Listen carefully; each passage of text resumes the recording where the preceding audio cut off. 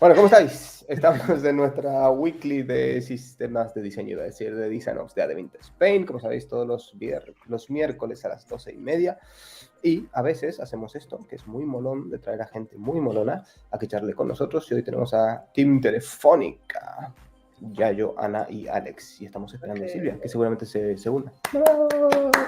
Y hoy intentaremos no dispersarnos demasiado, pero hablaremos de cositas. ¿Cómo estáis? ¿Qué tal estar en el Twitch más famoso de los miércoles a las 12:30? Nos elegí este slot porque no mucha gente hace stream en esta hora, entonces para hacer... Y en Live.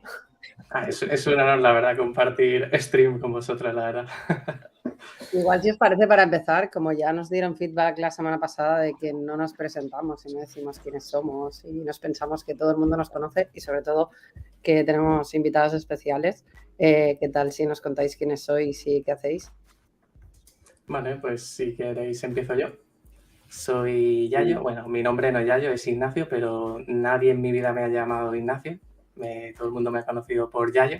Soy Design Lead de un equipo de Design Ops en Telefónica.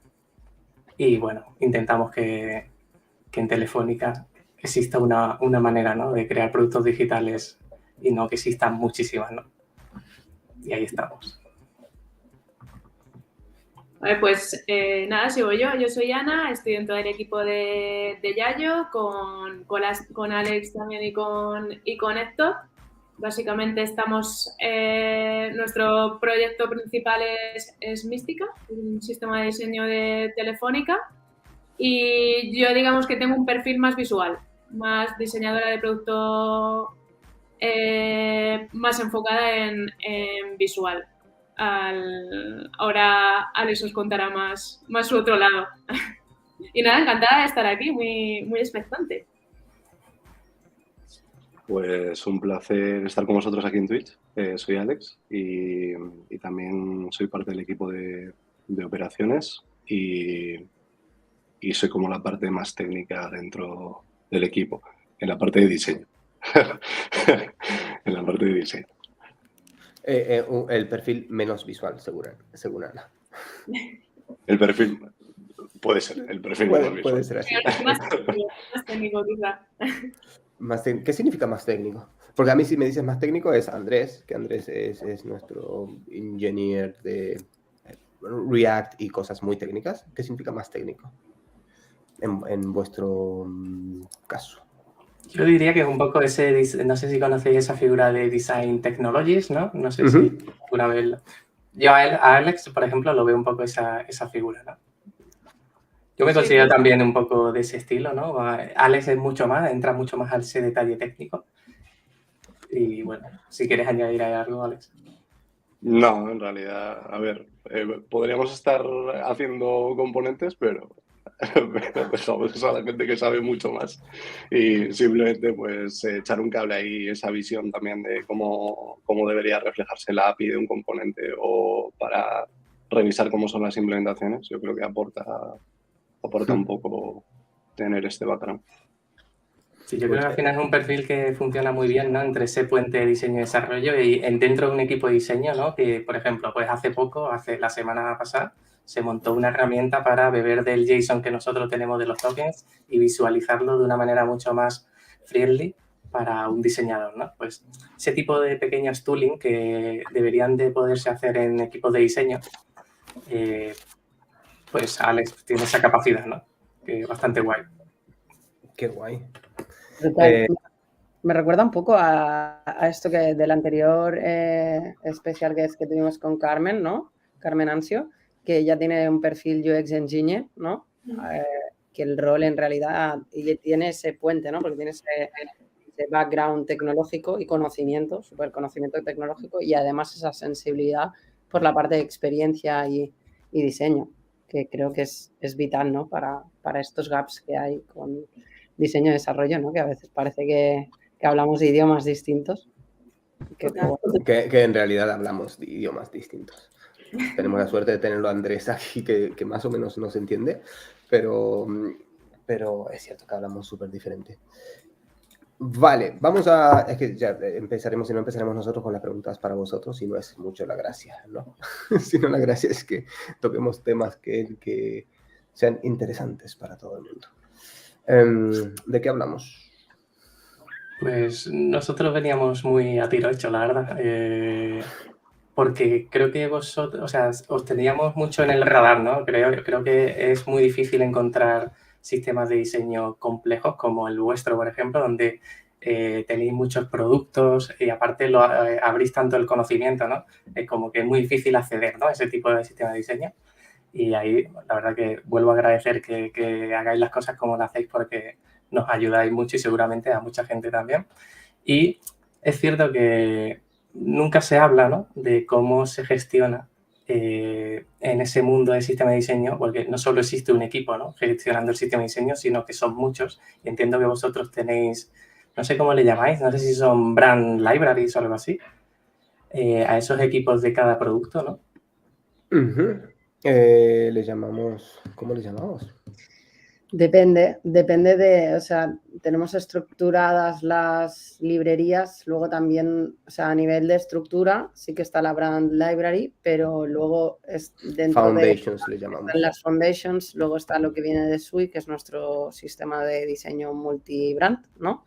Es que me sale decir multitenant o multivertical o tal, pero entramos en tecnicismos muy de Vinta, o sea, multimarca.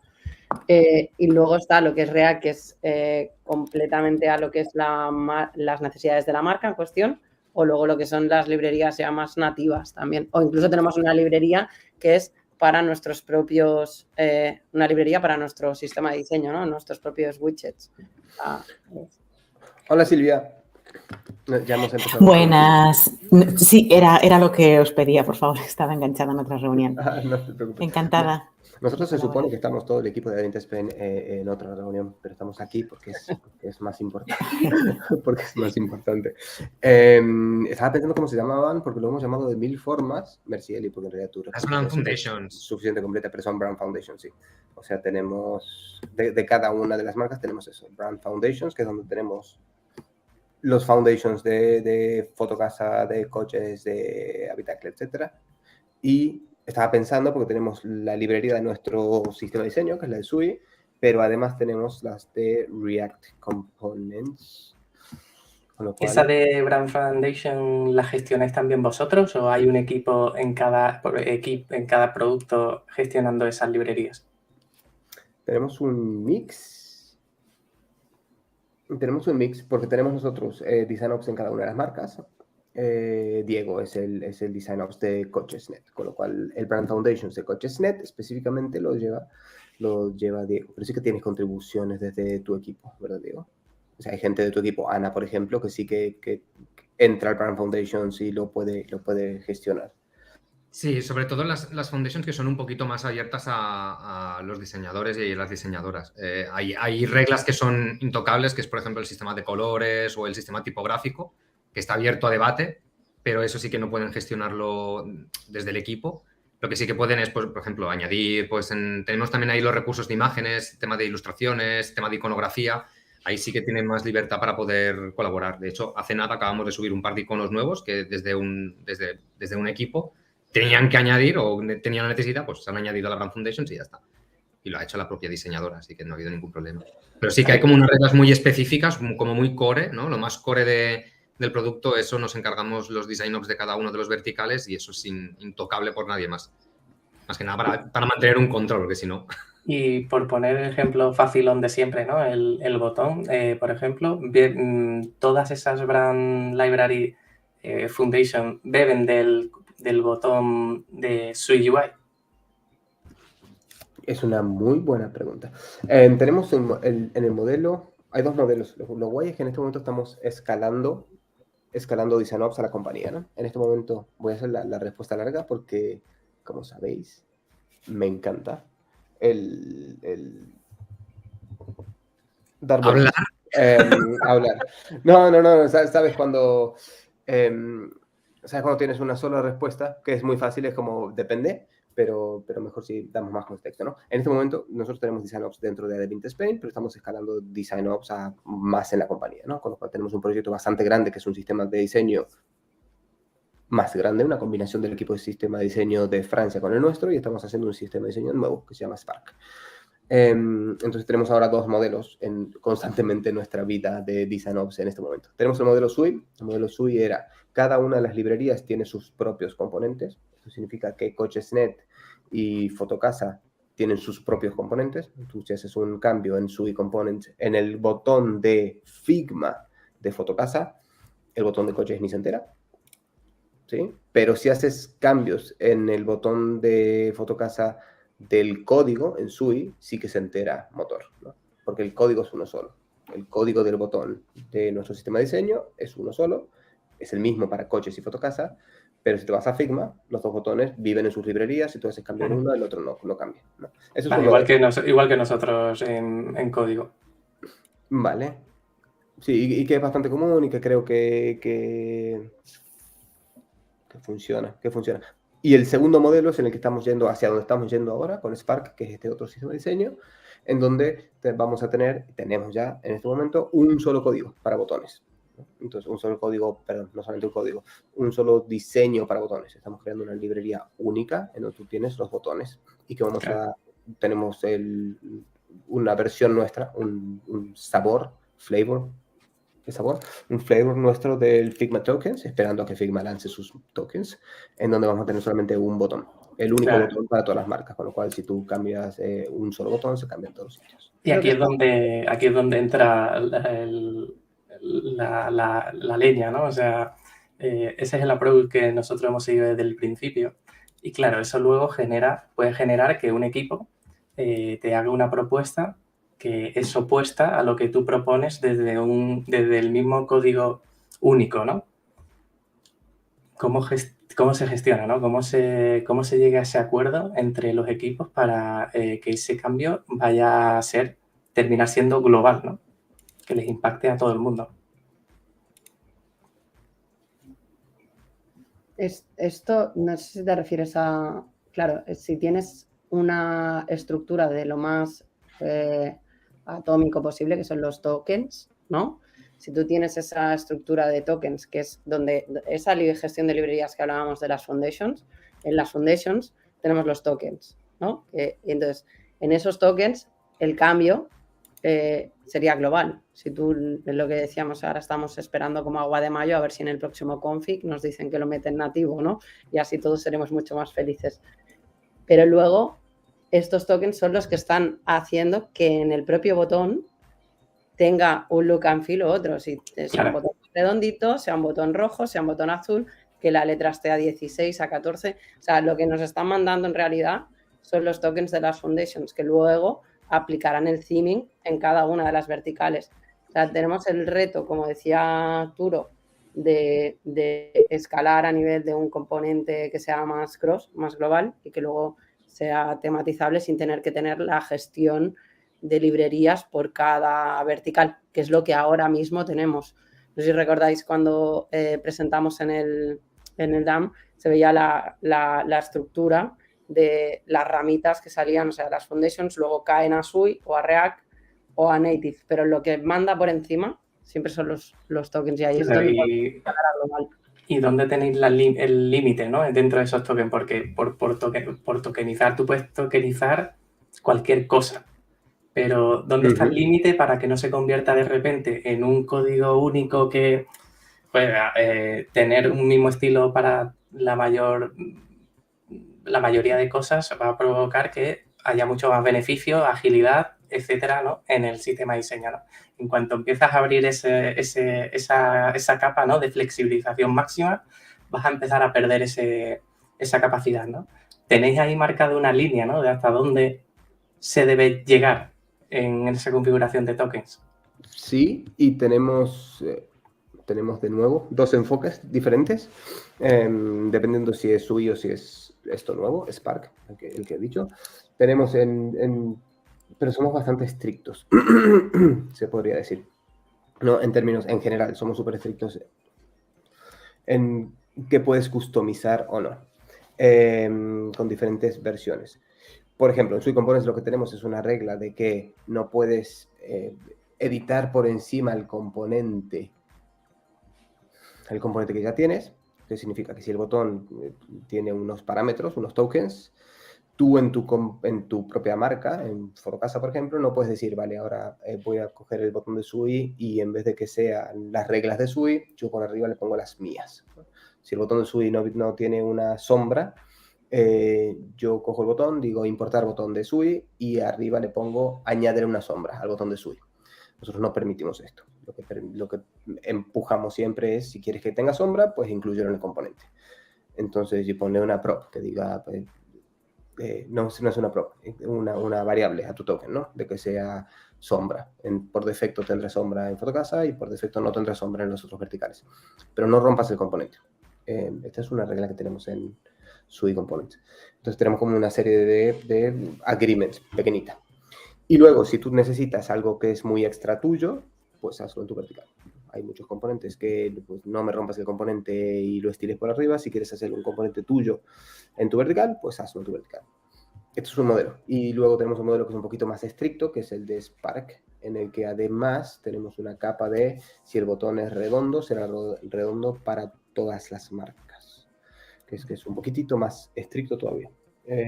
O si el botón usa, ¿sabes la serie de... Nosotros para Spark usamos semántica de color, el típico, el de Google, ¿no? Surface, on surface, background, etc. Como lo estamos construyendo es que si decimos para una card, la card va a ser para muchas marcas. Si la card tiene un botón y ese botón tiene un border radius L, para todas las marcas será border radius L. A diferencia de lo que tenemos en SUI. En SUI puede ser para tu marca L y para otra marca redondo y para otra marca S, etc. Genial. Sí, Voy a nosotros... traer también los problemas de cada modelo. Mientras, como ha explicado perfecto Turo, en el primer modelo, en el modelo que tenemos en SUI, es prácticamente todo tokenizable on demand, ¿vale? Eso permite que pues cada marca pueda hacerse su diseño y extenderlo, y a priori sería bueno, ¿no? Porque puedes ser tan creativo como quieras. En el modelo Spark es más cerrado y es porque el problema que trae ese sobrecreatividad ha sido que para mantener luego las versiones y retrocompatibilidad se ha vuelto un martirio, ¿vale? Entonces, el compromiso con la retrocompatibilidad hace que nadie se atreva a tocar el componente y a iterarlo. Claro. Porque la probabilidad de romper cualquier cosa con tantísimas variables es infinita. Por otro lado, la estrategia con Spark es dar una serie de tokens cerrados y jugar con esos tokens para aportar el matiz que quieres a la marca. Es decir, construir tu marca a partir de unos valores y negociar si se puede añadir uno nuevo o no, pero no dejar todo abierto a la creatividad. ¿Y os tiráis a la piscina con un modelo u otro? Bueno, uno está aprobado. Es SUI. A ver, todo esto lo medimos con adopción, ¿no? Entonces, SUI, el primer modelo, está probado y aprobado. Ha funcionado todo este tiempo y sigue funcionando. Es lo que tenemos en la casa.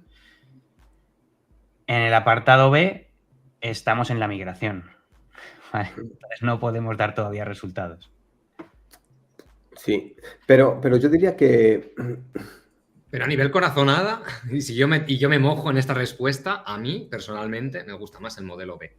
El modelo que después... Pues yo no, porque si ahora a día de hoy ya decirle a un diseñador estas son las reglas, no las rompas, y ya te dicen es que estáis limitando mi creatividad, si aún así todavía pasas más la tijera, se convierte no en un MVP sino en un quick win, va a ser mucho más difícil que los diseñadores abracen tu sistema de diseño. Que sí, que el sistema de diseño, los primeros en abrazarlo tiene que ser la parte techie porque son quien lo van a crear. Pero luego, ¿quién va a pintar esas pantallas? ¿Quién va a coger esas piezas para hacer tu producto más fancy, ¿no? Y ahí nuestra siguiente pregunta, ¿no? ¿Cómo transmitís a los diseñadores toda esa complejidad técnica que hay por detrás que normalmente, en nuestra experiencia, a los diseñadores les da igual? Esa quiero que la compartas tú también después o o vosotros, ¿no? Sí, Ya te acabo de decir, les da igual. yo tenía... Depende del diseñador, ¿eh? Depende del diseñador. Sí, Hay muchos yo diseñadores sé. a los que les mola la parte de aquí. Y hay diseñadores que les mola mucho el tema de... Está muy en auge todo el tema de sistemas de diseño y meter mano en las librerías, ¿no? Y tener esa proactividad por contribuir, ¿no? Es que todo depende de cómo sea tu modelo de gobierno, de tu sistema de diseño. Si es un modelo federativo, si es un modelo contributivo, si es open source, todo depende, ¿no? Es la frase típica esta que da tanta rabia, ¿no? El depende. Creo que el acompañar y el acompañar a las personas y el enseñarles cómo funcionan hace que lo abracen mejor y lo quieran usar. Si tú les estás poniendo, este es tu UI kit, pero no entienden el porqué de esas limitaciones o el por qué implica el esfuerzo en desarrollo poder hacerlo tematizable, o todos son redondos y no cojas más, ¿no? Como estábamos diciendo, la A o la B. Si tú les explicas el porqué de las cosas, creo que será más fácil que los diseñadores entiendan eso, creo. Ya has levantado la mano, Turo, pero yo llevo rato con una pregunta en la cabeza antes. Pero no habías levantado la mano. Sí, lo he puesto en el chat. Estábamos hablando en el chat de que esto no tiene levantar la mano. Sí. Pero no, yo solamente tenía dudas con esta, porque cerramos lo de las Brand Foundations.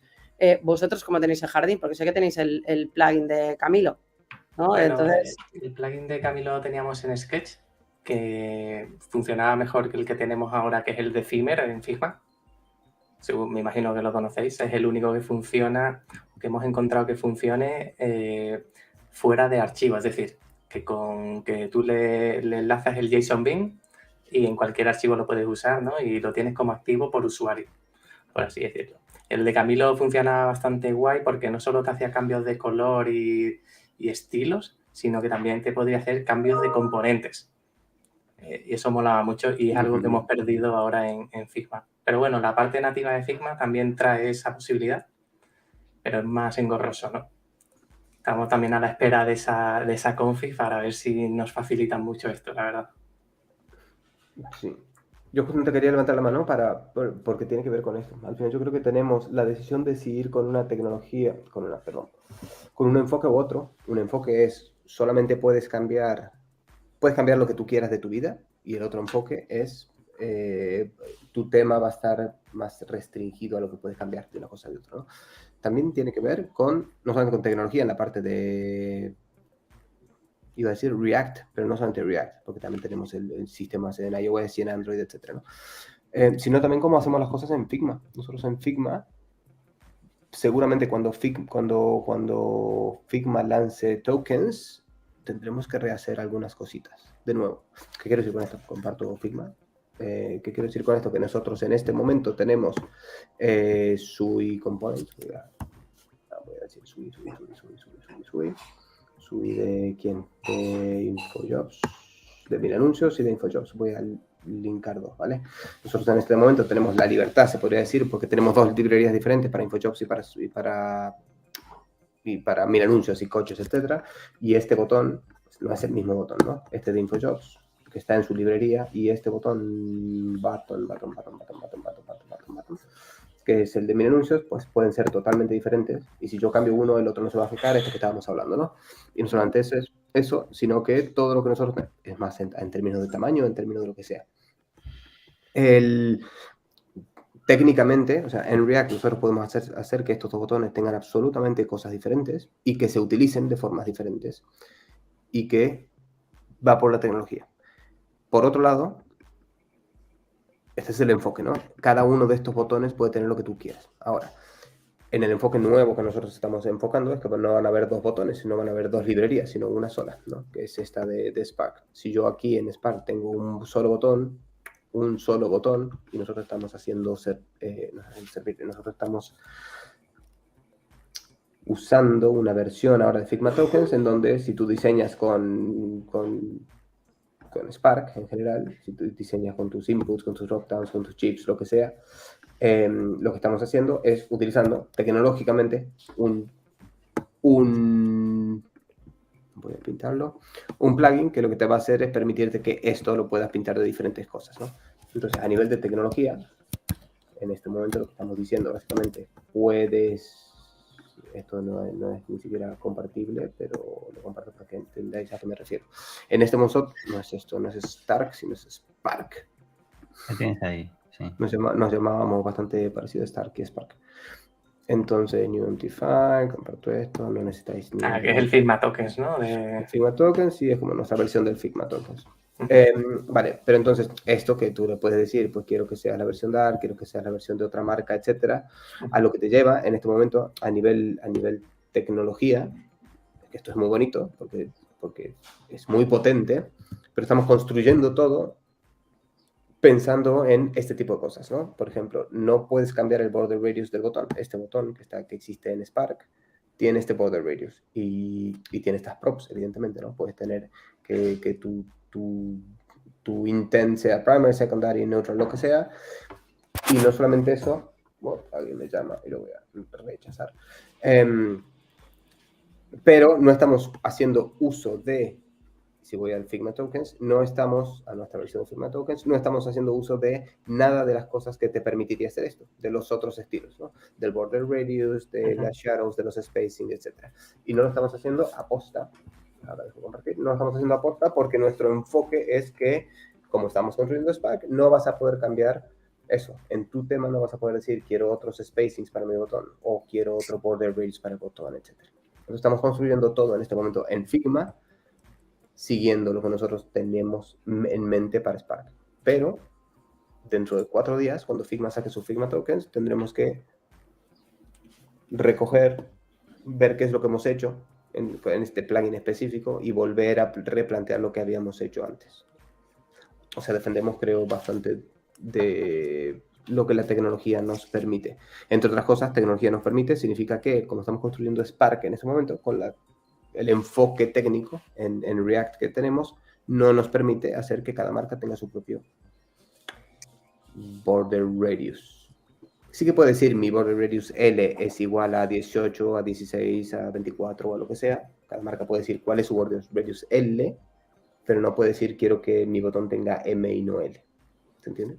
Sí. Es un poco como nosotros lo tenemos, ¿no? No sé si aquí Alex, Ana, quiere añadir algo, pues no sé, yo es el único que habla, ¿no? Sí, que están calladitos. Yo tengo pregunta, también, para cuando me toque. Dale. Tienes que asaltar porque y levanta la mano. Claro, tienes que poner la mano y hablar. Bueno, dale, va, Silvia. A ver, bueno, si es que en realidad... sí, supongo que sabrías responder porque a pesar de que, digamos que a nivel de... Anda, ahora me llaman a mí. Que a nivel de diseño, de tecnología, una solución, ya sea Spark o Muy, puede ser, o Sui, el otro que se llama, no Muy, puede ser mejor que la otra. En el fondo, o sea, nosotros lo que nos encontramos son con problemas realmente de organización que exceden a los beneficios o inconvenientes de una marca o de otra. Entonces, en vuestro caso, o sea, os cuento nuestro caso. En nuestro caso somos globales, como expliqué en la charla del DAM, y nosotros, por la posición en la que estamos, no tenemos equipos de diseño de las distintas marcas a cargo nuestro, ¿vale? Son como colaboradores, son nuestros pares, nuestros tal, con lo cual cada cosa que intentamos imponer o decirles que, bueno, es verdad que lo utilizan mucho y Mística les gusta, etcétera, pero para nosotros cada cosa es una negociación por cada cosa que modificamos, ¿vale? Entonces, quería saber si a nivel organizativo vosotros, digamos, hay un Turo o quien sea, tenéis un head, especie de diseño en el que todas las marcas y todos los design ops de cada una de las marcas responden a esta misma persona, de manera que la organización os ayude a empujar cambios hacia abajo. ¿Cómo tenéis eso organizado? ¿Voy yo? Vale. Justamente en este momento estamos en la parte de escalar Design Ops hacia afuera, ¿no? En España específicamente, en el 2018 cuando yo entré, solamente había una persona que era Design Ops y que Víctor cuando nos trajo potencialmente a todos los del equipo, trajo justamente como, oye, tiene que haber una sola persona que tome decisiones de esto. Tenemos diferentes managers de las diferentes marcas, tenemos a Álvaro en Fotocasa y a Jordi en ese momento en coches y David en Infojobs, etcétera, y que toman decisiones con respecto a sus sistemas de diseño en cada uno, ¿no? En tecnología pasaba lo mismo, habían cuatro personas, enablers se llaman en esta compañía, que tomaban decisiones sobre el sistema de diseño. La razón para traerme a mí a España fue justamente esto. tengamos una sola persona que tome decisiones y que ayude a que se cumplan estándares. Entonces, y fue muy bueno, que es lo que decía Andrés, no sé si tú ya habías entrado, ¿no? Que justamente que tenemos un modelo que está validado y ha funcionado, que es el de SUI, en el que hemos logrado, en base a poner un montón de reglas, a que funcionen las cosas. En este momento estamos escalando esto al resto de la compañía. En este momento tenemos clientes de Spark, son tenants, que es literalmente clientes, pero no son clientes, ¿no? Consumidores o futuros consumidores de Spark, que no reportan a mí, y que sus equipos de diseño y de Design Ops no existen, ¿vale? No existe un rol de Design Ops, por ejemplo, en Francia o en Kleinanzeigen, que es nuestra marca en Alemania, un Subito en Italia, no existe un rol como Design Ops. Con lo cual el modelo de gobernanza en este momento, que estamos intentando escalar, es que hay una nueva propuesta que se llama Spark y que cada uno de los equipos es un modelo hiperfederado en este momento, que a mí no me mola. Es un hiperfederado, significa que vamos a tener que convencer desde Spark, desde fuera, que es lo que tú dices, a los diferentes consumidores que nos consuman. Versus lo que hicimos en España. Así estamos nosotros. Versus lo que hicimos en España, que ha sido, tenéis que pasar por el aro sí o sí. Lo que hicimos en España, una de las técnicas que nos funcionó muy bien, es que SUI Components forme parte de cómo se hacen las cosas en la compañía, de facto, ¿no? No puedes construir nada en la compañía, en España, si no utilizas SUI Tools en general, ¿no? Tienes que seguir la nomenclatura, los tokens, la forma de estructurar tus grids, todo en España se construye con SUI. No puedes levantar un entorno si no utilizas SUI Tools, ¿no? Que esto es diferente que Spark. Spark lo vas a poder embeber dentro de diferentes plataformas. Lo que estoy haciendo yo específicamente, que soy el manager el Head of Design Ops en este momento, es intentar evangelizar, parte política al final, ¿no? Evangelizar sobre cuál es la importancia de las cosas que nos han salido bien aquí en España al resto de la organización. En eso estamos. Sí, muy interesante. O sea, estáis haciendo justo un cambio de modelo más a la inversa, más parecer al nuestro y ahí sí que os podemos adelantar esa parte de convencer. O sea, nosotros también, es decir, Mística se vende, entre comillas, como para cualquier equipo, sea o no de tal, lo pueda utilizar. De hecho, hay equipos telefónicos muy grandes y hay equipos muy random que lo pueden utilizar, eso sí, siguiendo las reglas. Pero a la hora de esos otros equipos que lo sienten las marcas grandes, digamos, o los países grandes, tienen mucha fuerza sobre los cambios que piden sobre nosotros. Esa parte. ¿Qué tipo de cambios os piden como para ayudarnos a nosotros a pensar en el futuro? ¿Qué me tengo que esperar? Les abrimos el Jira, ya yo. Pues cambios de todo tipo, ¿no? Ya sea puros visuales de marca, que ahí no hay problema porque toda esa parte la tenemos bastante flexibilizada. El problema viene cuando empiezan a hacer cambios estructurales en los componentes, ¿no? Pues, por ejemplo, que la descripción se ponga arriba en lugar de abajo, cosas así, ¿no? Es como ahí donde está el problema, ¿no? Donde si hacemos ese cambio, también se le va a cambiar a otra marca como O2 y a sus productos y hay que ir a esas OBs, a esos países, a decirle, oye, esto va a cambiar por esto y por esto. Y ahí es un poco donde se ralentiza todo. Claro, y que eso nosotros lo tenemos resuelto en SUI Components, como es mucho más abierto. Dentro de lo estructurado es mucho más abierto. Andrés fue el propulsor de crear componentes que te ayudan a que esto se pueda, ¿no? Que si tú quieres un stepper que en vez de ser de una forma sea de otra, pues que lo puedes hacer, ¿no? Pues tenemos un sistema modular en el que tú puedes, básicamente, que tu componente tenga cambios de posiciones, si quieres. O que tenga un look and feel absolutamente diferente, siempre utilizando nuestra misma API. Pero el modelo al que estamos yendo es justamente el otro, en el que vosotros ya tenéis problemas. Lo que pasa es que cuando hecho estos cambios en SUI, o lo que está comentando Turo, siempre hemos pedido una justificación para poderlo aplicar. Es decir, justifícanos el motivo por el que lo quieres hacer. Y si es meramente visual, ya hay como una especie de agreement entre esto no me sirve. O sea, si solo es visual porque a ti te parece que es mucho más bonito o que la landing va a quedar estéticamente mucho mejor, sin ningún otro tipo de estudio previo que hayas hecho de que, oye, sí, yo estoy viendo así, que me convierte mejor la página sin haber hecho un research, muchas veces somos desde Design Ops o el responsable que intenta frenar esto un poco, decir, a ver, ahora por esto vamos a cambiar en todos los lados y les haces ver un poco también cuáles son las consecuencias que tienen. Pero cambios meramente estéticos, lo que estaba comentando, por ejemplo, tú, lo del tema del stepper, había un estudio por detrás de que, oye, era necesario meterlo de esta manera porque el usuario lo entiende mucho mejor, parece que así conducimos mejor al usuario para que sepa no sé qué, no sé cuántos, y la persona que luego lo modificó hizo un documento grande con todas las modificaciones del componente, cuáles son las variables que se tendrían que crear entonces, comportamiento, o sea, se le hizo hacer verdaderamente todo el documento. ¿Qué obligas a hacer de esta manera? Que también es un poco trampa psicológica. Si verdaderamente el cambio es justificable, la persona que va a querer el cambio lo va a rellenar. Si es mero estético, demasiado faena. Y van a dejar de pedir el cambio. Entonces, si tú metes para hacer un cambio, tenemos que ver todo esto para probártelo. Si es un cambio mero, dirán, da igual, déjalo, lo dejamos así y tiramos para adelante. Y si realmente le importa porque hay un peso detrás.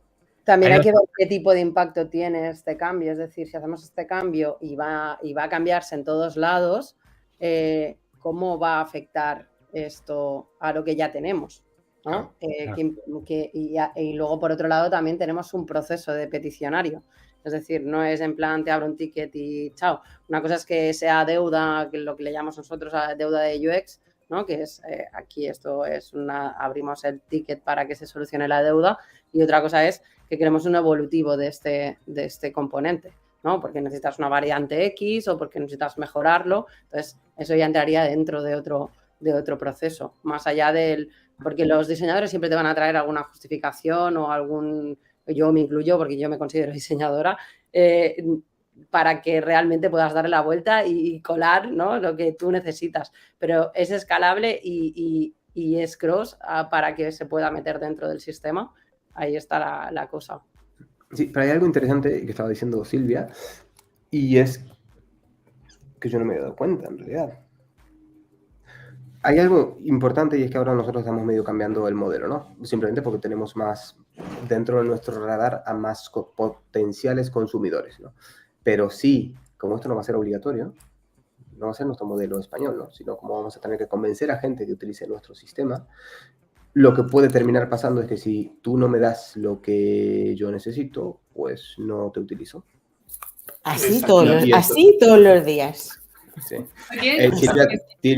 De todas formas, una voz muy sobre la duda que ha comentado Yayo, era una cosa que teníamos nosotros muy a menudo, de una idea de reposicionamiento de elementos. Lo primero, cuando nos llega una petición así, es entender si esa necesidad viene de un capricho o, como ha dicho Eli, me parece, está justificada con un plan y unos motivos detrás que recalcan.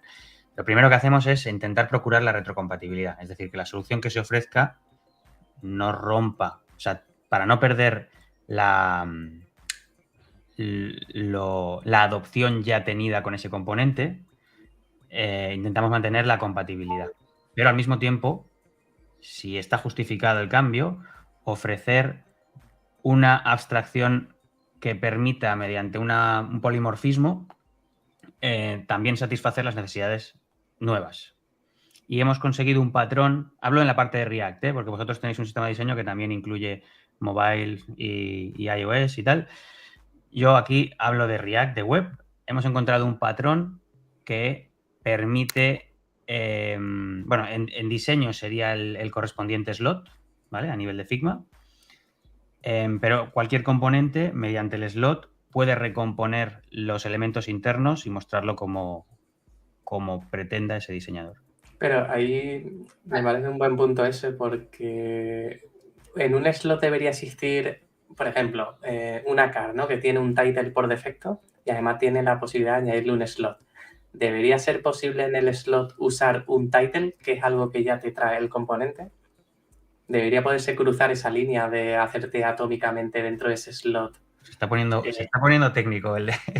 A ver, realmente en la car que tú dices, lo que debería usarse es un patrón compound components dentro, teniendo el title, el body, el footer, las actions, el thumbnail o lo que quisieras, ¿vale? Y luego poder componer la car con las estructuras que ya trae el propio paquete, y además que diera una preconfiguración by default, que es la que hace retrocompatible, para que alguien, cuando empieza de cero, no tenga que ir a ponerse a mirar todas las partes, ¿no? Sino que rellena los campos y ya le sale uno, pues, de instalación fácil. Pero que si necesitas ese esa reestructuración de elementos pues te permite al mismo tiempo configurarlo con los elementos internos que también están exportados.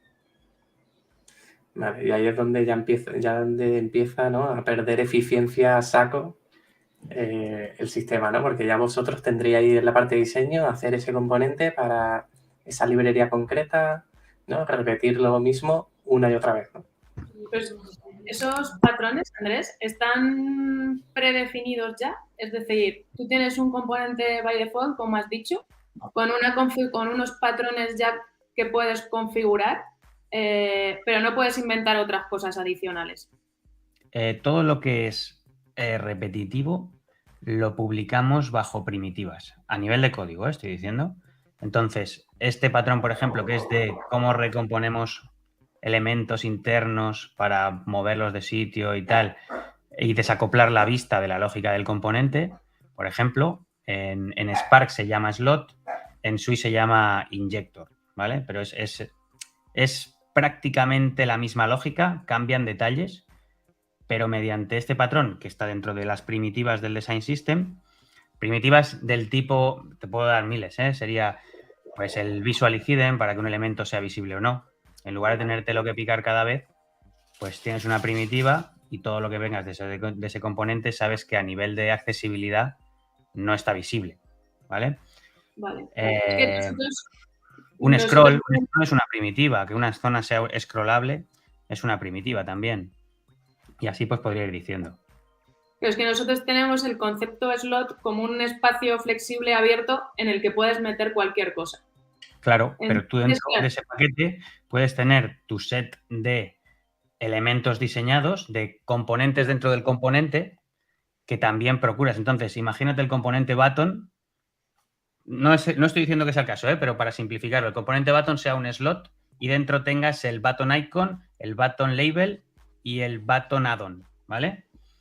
Lo estructuras todo dentro y luego uno puede poner icon, label y lo que sea y el otro ponerlo al revés. Vale. Sí, lo tenéis pero como más acotado. Tienes que usar las piezas que ya están. Si yo, por ejemplo, en un producto necesito añadir una pieza nueva al botón, ¿me sigue sirviendo ese patrón? ¿O tengo que reutilizar la label y el icon que trae el botón? No puedo meterle, yo qué sé, otra cosa nueva. ¿Estamos hablando a nivel de diseño o a nivel de desarrollo? A nivel de sistema de diseño, las dos cosas. A nivel de sistemas de diseño, yo a nivel de Figma no sé cómo sería. Aquí si me pueden echar un cable. Al nivel de diseño también. Es decir, tú puedes, lo que entendemos como slot a nivel de diseño, también necesitamos, es como la amalgama de opciones que nos ofrece Figma con las properties. Tú le das unas props a este componente y si tú tienes un slot para decirle aquí dentro, pues tengo un popover y aquí dentro lo que quiero son meter rows, ¿no? Porque lo que va a hacer es la típica table row esta flotante, ¿no? Pero en realidad si te paras a pensar lo que hay dentro es un grupo de rows o un grupo de botones, porque puede ser un flat button con iconito y al final es eso, ¿no? Son zonas pulsables.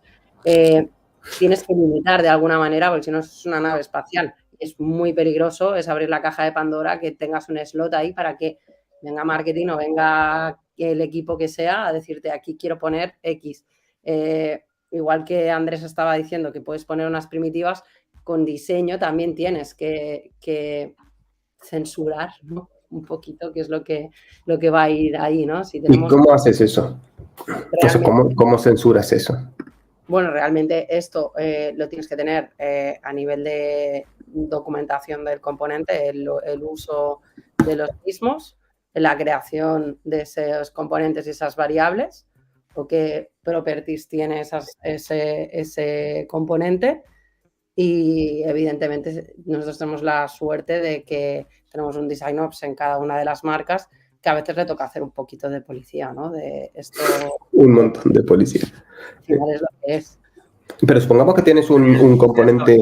Arturo, a nivel de desarrollo, que es la parte que nos hemos dejado, hay que encontrar el balance entre lo que ves que sí que es reutilizable para otros paquetes que no es el que estás ahora mismo componiendo y lo que no. Entonces, lo que no lo sea, no lo publicas en el paquete, no lo expones a otros paquetes y lo que ves que sí que es reutilizable para otros paquetes que podrían tener sentido que ese trocito lo utilizaran, ese sí que lo incluyes en el índice. Vale, pero supongamos que comparto pantalla. Supongamos que tú tienes, voy a mirar anuncios, por ejemplo, tú tienes un componente que es el componente batch, que sea este, ¿sí? Y este componente en este momento te acepta un icono, un label, un switch, etcétera, ¿no? Pero necesitas que este componente, además, tú cuando eliges precio o lo que sea, te diga cuántos filtros tienes activados, ¿sí? que es un batch counter.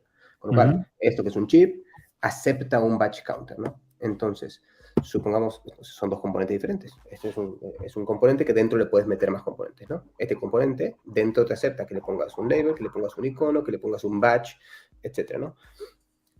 ¿Cómo haces para decir esto sí, pero no me pongas dentro de esto un componente image, un componente card, un componente image, supongamos, ¿no? Viene marketing y dice, pero ¿por qué no ponemos junto al filtros una imagen de, no sé, un GIF animado para que la gente utilice más el filter?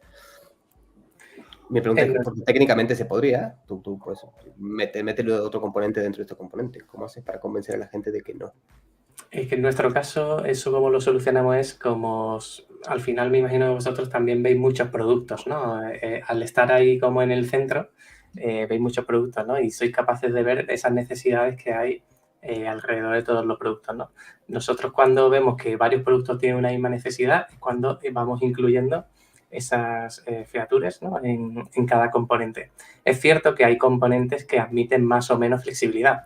El caso que tú has puesto, yo creo que es bastante de cajón, ¿no? Que tiene que tener una estructura muy concreta, que son eso, a máximos, con ese batch incluso, pero una card tienes que tener en cuenta que necesitas meterle una flexibilidad mayor para cubrir casos de uso muy concretos, ¿no? Entonces, yo creo que también depende de la tipología del componente que tengas delante. Y justificándolo, claro, lo de...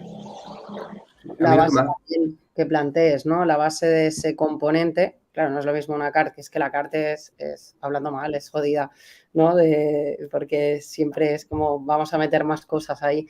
Pero si tú creas una estructura y una arquitectura de ese componente y limitas qué cosas tienen que ir ahí dentro, y luego también tienes unos patrones, es decir, unos patrones de uso que al final no reinventamos la rueda, sino que esto funciona de esta manera. Y luego a partir de ahí, es que creo que lo básico sobre todo es poner ciertos límites hasta aquí, ¿no? Porque si no, se te puede ir de madre y, como dice Turo, meterte un GIF ahí animado y que mete vueltas y que la... Es lo que decía ya, depende mucho del componente. Yo, por ejemplo, con esto pienso mucho, o sea, cuando hablamos de este tipo de componentes, pienso mucho en el modal. ¿Sabes? Sí, todo el mundo tiene muy claro que es un cuadrado blanco encima de la pantalla. ¿Y luego qué? Puede tener título, puede tener X, puede tener una action bar. Esa action bar de abajo puede ser con check, puede ser con radio button, puede ser con switches. Claro, aquí ya te está obligando a hacer este juego de atomizar, ¿no? Pues atomizo la action bar y con todas las variables. Y luego también nosotros lo que permitimos en este caso es darle lo que ha comentado Andrés, pero a nivel de Figma es lo mismo. Tenemos como un modal basic. Pero si tú tienes que informar alguna cosa, tienes este default. Utilízalo. Ahora, estamos viendo que tu producto está requiriendo, yo que sé, una campaña de adopción acerca de inteligencia artificial, que no sé qué, que no sé cuántos, que es muy nueva, se estudia. Hemos creado una especie de componente que se llama placeholder. Que básicamente para que utilice nuestro Figma es este placeholder, este componente de aquí, lo que tú hagas, créalo como componente en tu documento y lo reemplazas en este sitio. Que al menos el wrapper no lo vas a romper. ¿Sabes? Pero no le permitimos que meta el placeholder en todos los sitios, no se lo permitimos en el header, no se lo permitimos en la action bar. Esos elementos están metidos como properties, por ejemplo, de oculto o muestro. Es el contenido lo que sí que te permito que lo modifiques, ¿no? O sea, desde Design Objects han decidido qué partes son fijas, estáticas, son primitivas, ¿no? Lo que decía Andrés, y qué partes te damos un poquito más de libertad porque sabemos que la naturaleza de este componente no tiene por qué ser muy estricta. Hay unos componentes, lo decías tú, que son súper estrictos y hay otros que dependen más del mensaje que quieras transmitirle al propio usuario. Entonces, pero Eli decía que habría que ser estricto porque si no se desmadra la cosa. Sí, y mi pregunta es lo que dices, claro, ¿qué haces cuando no pero dentro del placeholder, dentro del placeholder... ¿no? Diego, el placeholder es el slot, es lo mismo. Placeholder es lo mateix, perdón, es lo mismo. O sea, el que hay que ser estrictos es porque si no es abrir la caja de Pandora a que cada uno lo use como quiera. Pero ¿qué pasa si tú eres estricto? Porque nosotros ahora en España vivimos muy bien. Sé que son un montón de marcas, con lo cual si no eres estricto, pues no puedes lograr adopción, ¿no? Somos muchas marcas con muchos diseñadores. Pero ¿qué pasa si eres estricto y no te consumen? Que puede ser nuestro futuro, ojalá que no, ojalá que logremos que todo el mundo nos consuma porque somos muy guays. Yo creo que ¿Pero no qué hay que pasa? ser estrictos, ¿eh? Nosotros hay que ser estrictos en una parte, y es que el componente esté planteado de tal manera que cubra el 80% de los casos, ¿no? Siempre va a haber un 20% de los productos que necesitan su movida custom, y a eso hay que permitirlo. ¿Se te puede montar una feria? Problema de ese equipo. Nosotros en nuestra documentación, nosotros a esto le llamamos librerías extended, y aquí en esa librería extended es donde vivirían esos componentes de los slots, ¿no? Y en toda la documentación donde hablamos de slot, hablamos de esto es responsabilidad del equipo, esto puede romperse en futuras actualizaciones. Dejamos que el equipo sea dueño de sus movidas. Eso creo que también está guay, ¿no? Que el equipo tenga sus responsabilidades, ¿no? Pero que sepan que eso conlleva un esfuerzo, claro. Y esta librería Extended se construye con la librería principal, porque nosotros tenemos algo parecido, que es una librería de React. Todo lo que se construye ahí debería ser construido a partir de átomos de Mística. Yo tengo un ejemplo para que veamos este grado de abstracción, pero que siga corriendo la misma lógica. ¿Vale? Mirad, es el ejemplo que tenemos, por ejemplo, en el Stepper, creo que alguien ya lo había comentado. Nosotros en Sui tenemos 3 diseños propuestos. Este es el que viene by default, ¿vale? Hasta aquí, el 1, 2, 3, 4, 5, ¿ok? Aquí tuvimos debate, Andrés, con este Stepper hace poco. Sí, ya lo sé, ya. Pero bueno, me vale para el ejemplo. ¿Ok? Esto está totalmente slotizado, ¿vale? Entonces, además, pretendemos 3 diseños posibles. El default con los numeritos y las líneas, el compressed con un label global y te marca que estás en el paso 3 de 5, pero el label está aquí al principio, y luego el básico, que cada rayita tiene asociado su label, ¿vale? Y puede estar tanto en vertical como en horizontal, ¿vale? Pero todo esto está slotizado, todos los elementos, todo, hasta el punto de que, a ver si se ve, estos slots de aquí, que aparentemente no tienen nada que ver con los 3 que he enseñado antes. Las bolitas circulares esas, ¿no? Está también usando el propio componente.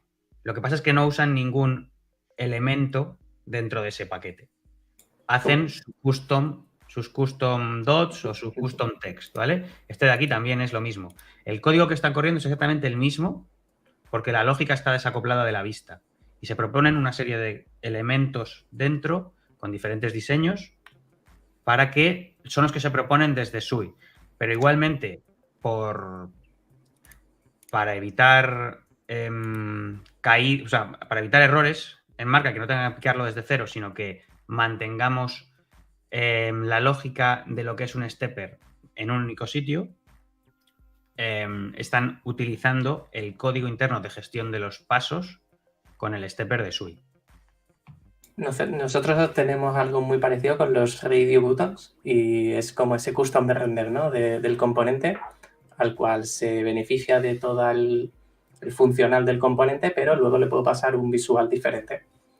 Creo que hay que tener, creo que es una solución muy, muy buena. También hay que tener cuidado, ¿no? Porque de esa manera al final se puede Exacto. Claro, que lo que tú decías yo hace un rato, que esto al final en términos de eficiencia, pues baja la eficiencia. Si cada equipo va a tener que mantener su propia vista. Y aquí, por cambiar de tema, creo que enlaza con cómo se transmite a los diseñadores eso, ¿no? ¿Cómo entiende un diseñador que construyendo eso custom pierdes eficiencia, vas a tener mucho mantenimiento? Esa es la parte para mí más complicada de un sistema de diseño donde...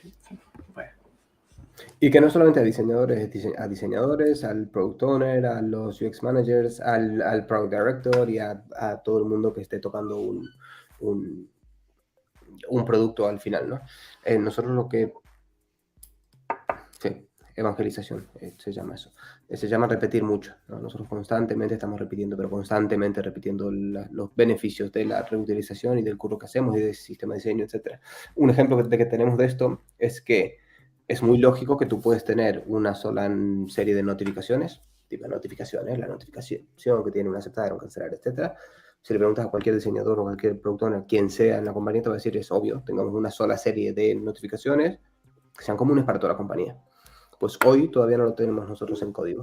Y Eli lo que está haciendo, sí, ya sé que sí lo tenemos, por supuesto. Eli lo que está haciendo hace ya un buen rato, pero que hoy está viendo los frutos, es convencer a todo el mundo de que esto es necesario. Entonces hoy lo tendremos, se podría decir, ¿no? Ya ha convencido a todo el mundo. Pero para convencer a todo el mundo de esto que es muy tonto y muy fácil, nos lo ha tenido que vender a nosotros en DesignOps, que lo hemos comprado muy rápidamente, pero pintarlo, decir, oye, ¿por qué no estandarizamos esto? No usamos esta misma forma de construir todo, que está muy alineada ya, por supuesto, con cómo hacemos sistemas de diseño. Pero después de esto ha tenido que ir a cada uno de los equipos venderles, entre comillas, esto, que todo el mundo lo ha comprado porque cae de este cajón, incluidos managers y todo. Yo he tenido una meeting con los managers de UX, con los heads of UX de cada equipo, diciendo esto va a pasar. Y esto a su vez en iOS, en Android y en web ha pasado en cúpulas de cómo se construyen los componentes para ver si tiene sentido o no tiene sentido hacer un solo componente que compartan. Pues nosotros en iOS, por ejemplo, las aplicaciones de iOS de InfoJobs o de Fotocasa de Mil Anuncios no se tocan en código, ¿no? Tienen algunas cositas comunes, pero no se tocan. Entonces, hacer un solo componente que va a ser el mismo para todas las aplicaciones es una decisión bastante de arquitectura de la compañía, de una compañía grande como DaVinci. Con lo cual, Eli ha tenido que ir a convencerse. Sí, igual justo para que te lo compren, o sea, que tienes que ir como teniendo esas sesiones o ir a las liturgias de los equipos a mostrar qué es lo que se está haciendo, proponiendo. Hay una cosa que es básica, ¿no? Si esto lo haces y vas a agilizar, quiere decir que te vas a ahorrar pasta, ¿no? Entonces así, si les dices que te vas a ahorrar pasta, ahí te lo compra todo el mundo, ¿no? Es decir, si lo vamos a meter en un repositorio de cross Android o un repositorio que sea cross iOS, ¿no? En este caso, para la parte nativa, luego va a poder venir cualquiera, cogerlo, activar su theming, y entonces es como, qué maravilla, ¿no? Si tengo que poner una notificación, luego sí que está la parte también de las dudas de cuándo usarlo y cuándo no, en qué contextos y demás, pero para eso también tenemos la ventaja, digo otra vez, de que tenemos un DesignOps en cada vertical que les acompañe, ¿no? En todo este aprendizaje, pero sí que es complejo conseguir algo que sea común para que luego se pueda escalar, pero es plantear un esqueleto, que lo que hicimos fue con los componentes de Spark, de este sistema de diseño nuevo, un esqueleto común y a partir de ahí aplicar el theming a cada uno. Pero la pregunta de Yayo de cómo le comunicas a todo el mundo de esto, para mí es tan humana. Sí, o sea, humana en el sentido. O sea, fui a las liturgias, tal cual te lo digo, fui a las liturgias de equipo de Design Critics, después de haber tenido el OK por parte del equipo de DesignOps. Y luego, incluso después de las sesiones de las Design Critics, si había algún diseñador, es que yo estoy trabajando algo parecido, bueno, pues vamos a tener un one-to-one tú y yo y vamos a ver qué diferencias hay, si convergen los dos, si pueden, porque es lo que decíamos, ¿no? Yo necesito algo que sea custom para mí. Oye, pues esto no se pisan. Puedes tener el tuyo, podemos tener este, y a futuras, viendo qué tal van los datos y los números de esto que saques, si convierte mucho, lo metemos como una variante más en el sistema cross. Que esto que acabas de comentar es súper importante, y es que cada cosa que nosotros estandarizamos le quita autonomía a alguien, ¿no? Nosotros, seguramente vosotros tenéis lo mismo, ¿no? Tenemos equipos del típico modelo Spotify, de que cada uno de los equipos se encarga de, es verdad, duros con los procesos y soft con las personas y suaves con las personas. Tenemos equipos que cada uno de los equipos se encarga de una parte del producto, ¿no? De cada uno de los productos. O sea, solamente en Mil Anuncios o en Fotocasa hay una parte del equipo que se encarga del login, otra parte que se encarga de diferentes touchpoints o diferentes historias de usuario, etc. Cada uno de esos equipos puede haber tenido la necesidad desde el 2015 hasta ahora de notificar diferentes cosas a diferentes usuarios. Yo tengo mi equipo que se encarga de alertas y le quiero notificar al usuario algo. Entonces me diseño mi propia alerta. Desde el 2015 hasta ahora, o desde antes, os podéis imaginar cuántas alertas hay en nuestros flujos, ¿no? Que hemos ido intentando estandarizar, pero seguimos teniendo un montón de formas de comunicarle al usuario diferentes cosas. Entonces, cuando Eli intenta hacer, y en diferentes dispositivos, en diferentes marcas, entonces, estandarizar esto, lo que tiene que hacer, y sigue haciendo Eli, es cómo hago para ir y convencer a todo el mundo de que todo el curro que han hecho, para optimizados para sus específicos touch points y dispositivos, lo vamos a estandarizar en una sola cosa. La única forma es el face-to-face. Bueno, hay otra forma que es el top-down, ¿no? El top-down, pero para eso necesitas que un vice president de design de la compañía diga a todo el mundo, pasáis por el aro y listo.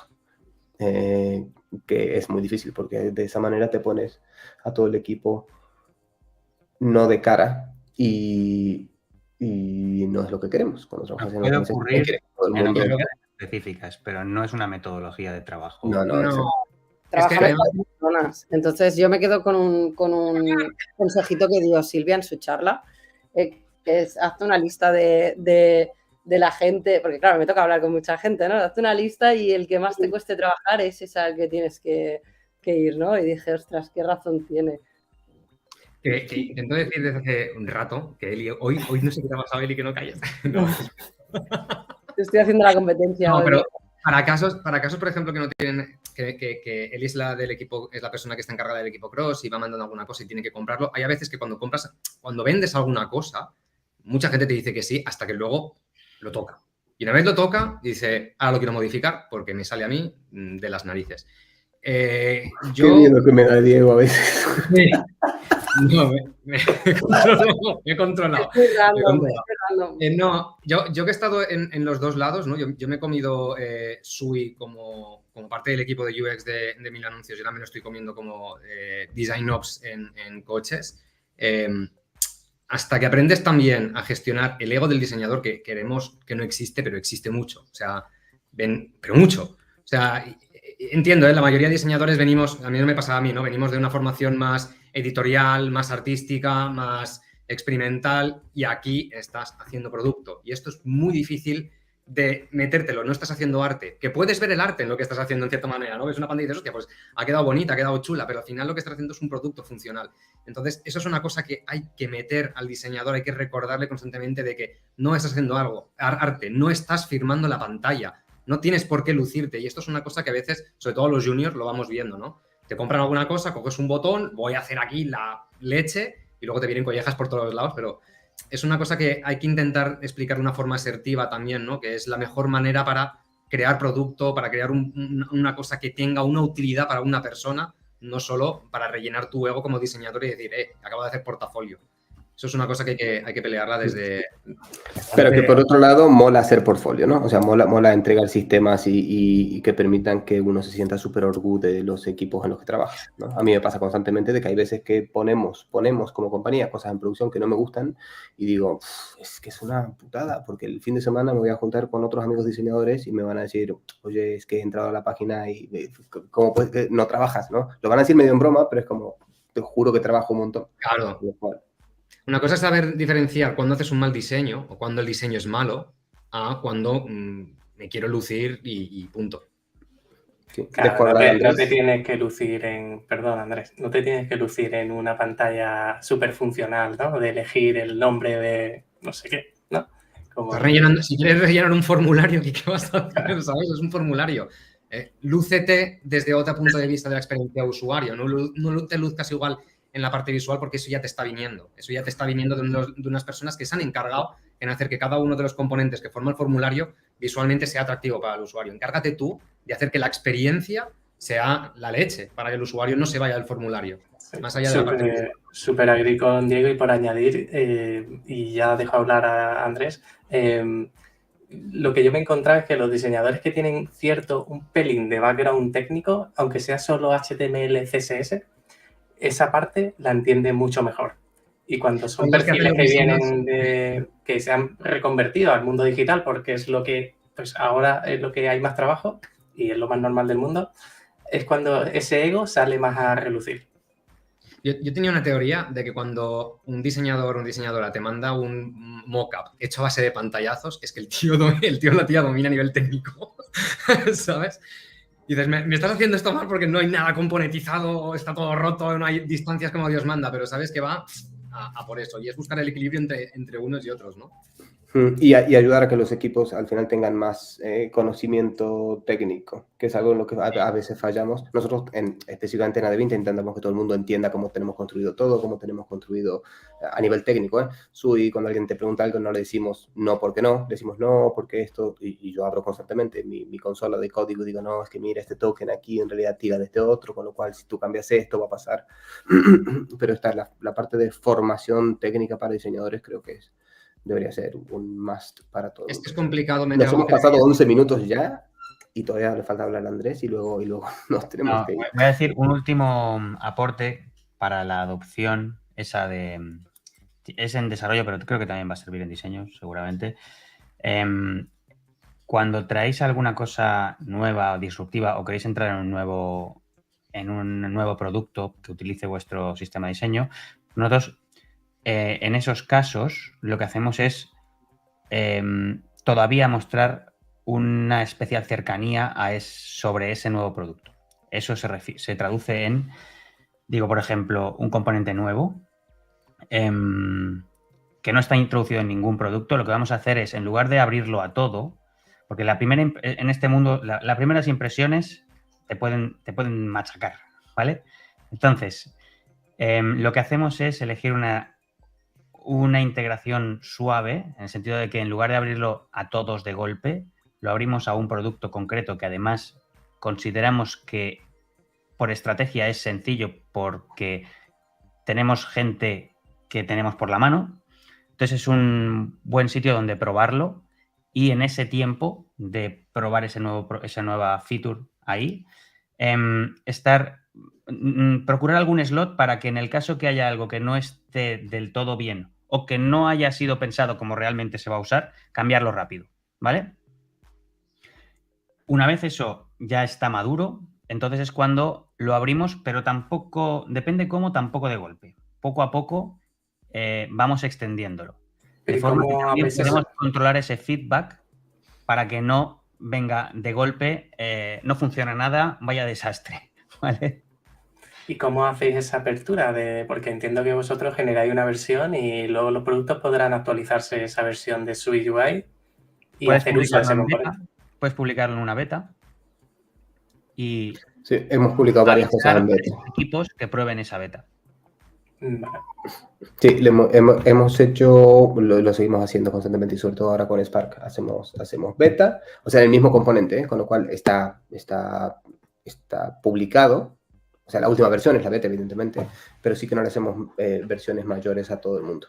Bueno, intentamos no hacerle versión mayor absolutamente a nadie en esta compañía, que también tiene otro problema, es cuando, ¿qué pasa si empiezas a meter?